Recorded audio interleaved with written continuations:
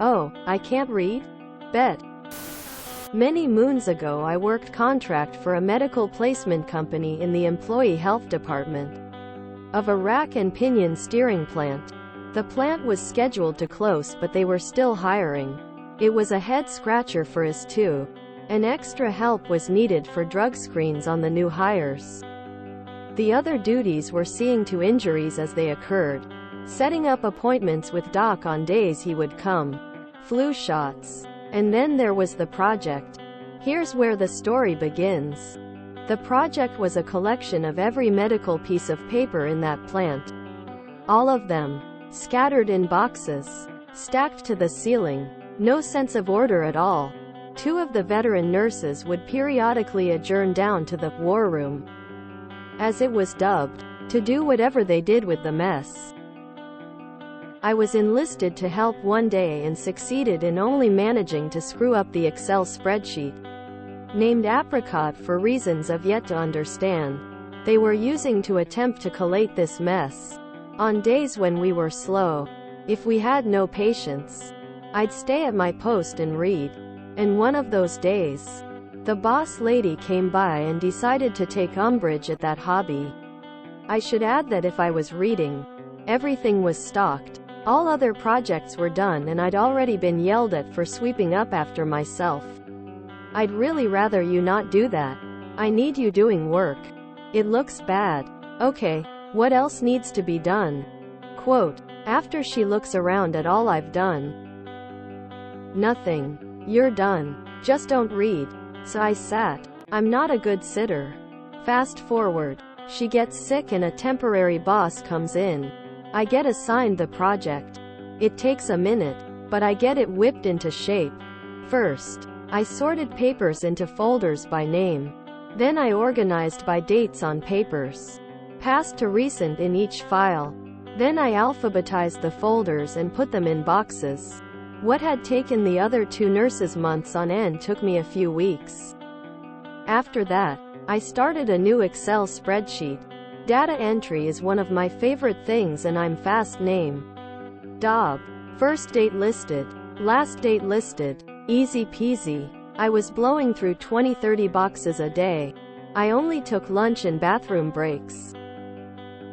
The boss comes back from sick leave, walks in and goes pale. What happened? Quote, nothing. I've been working super hard. Is it not done right? Quote, it's great, but it's gone. Quote, yes ma'am. I've made decent progress. She hem-hawed around and finally muttered, I need you to slow down. Sorry?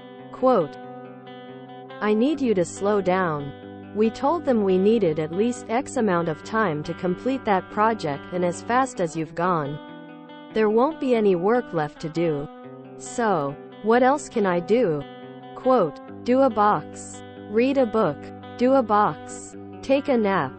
Just slow down. Bring your book.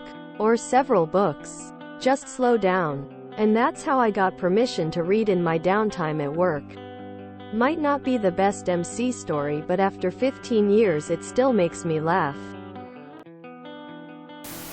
That is 6 different types of head-scratching confusing lol. Those situations. Not your post. They must have been contracted for X amount of hours or something. I'm reminded of my dad's story of when he worked for the USPS. He was a young go-getter back then and came up with all sorts of ideas on how to do things better, faster, more optimized, and so forth.